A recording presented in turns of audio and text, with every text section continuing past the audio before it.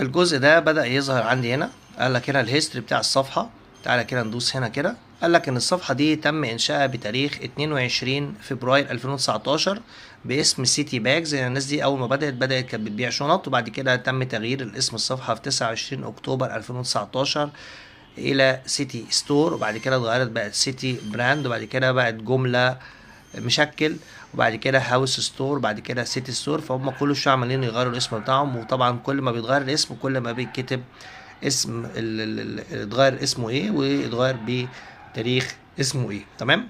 طيب تنزل تحت كده بيقول لك والله عدد الادمن على الصفحه كانوا كام.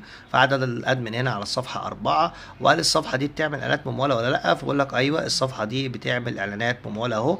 هتدوس على كلمه جو تو اد لايبرري تقدر توصل للصفحه ذات نفسها بتاعه مكتبه اعلانات الفيسبوك اللي احنا كنا اتكلمنا عنها من فتره.